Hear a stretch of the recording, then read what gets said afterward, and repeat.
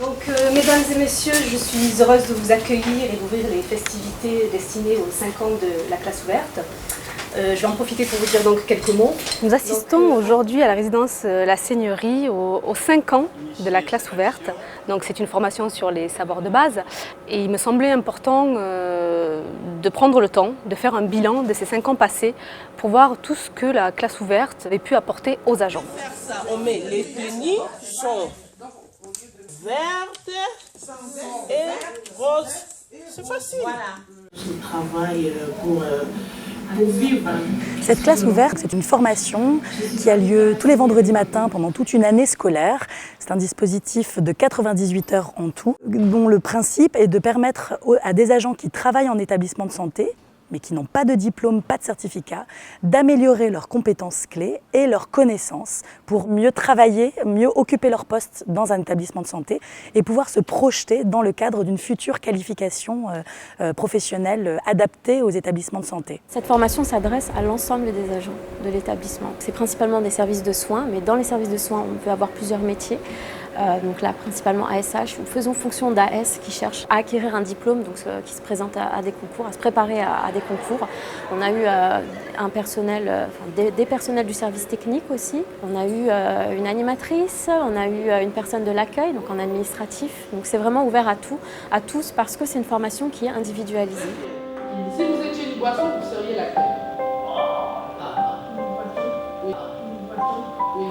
Je travaille à la Seigneurie depuis juin 2014. Ce que je fais, c'est l'accompagnement des résidents en consultation extérieure, l'animation surtout, et l'aide au repas.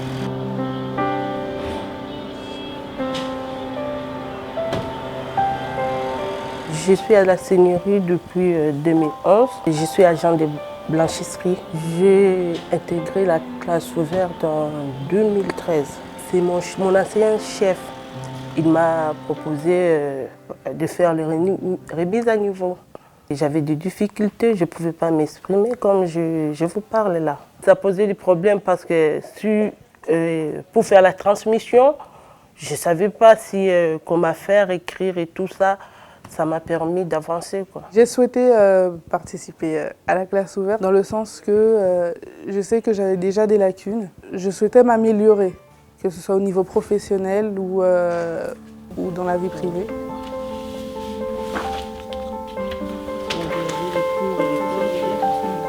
On faisait comment ils se sont battus. Moi j'étais dans la ligne des tours.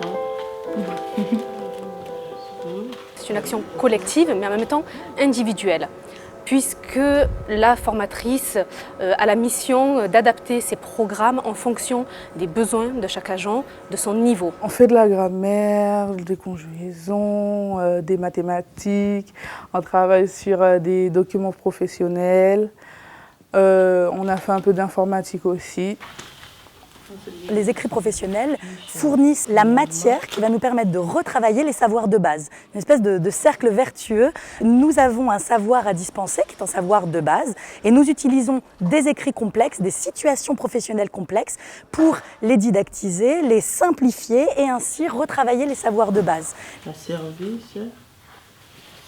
Ça m'a beaucoup donné confiance en moi.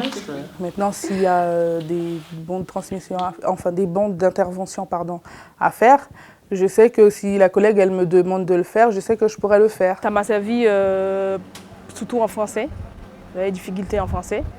Pour écrire, il y avait fait beaucoup de fautes d'orthographe. Et là, ça va, comme on dit, ça va en français.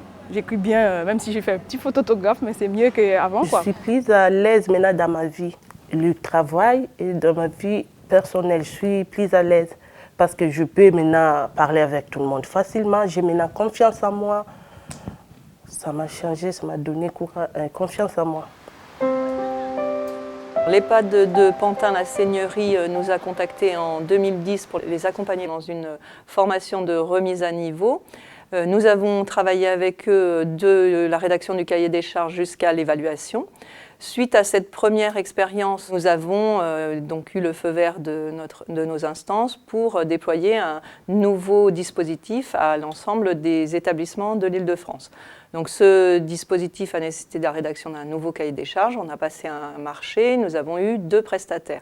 Les formations peuvent se décliner en intra-établissement ou en inter-établissement.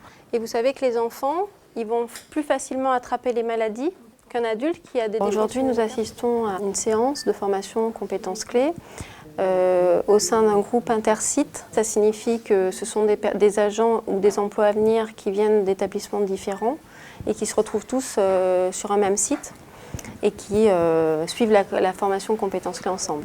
C'est un protocole. Qu'est-ce que ça veut dire, protocole? Donc on peut poser la question, qu'est-ce que c'est? Et est-ce qu'on peut poser une question avec s'agit-il?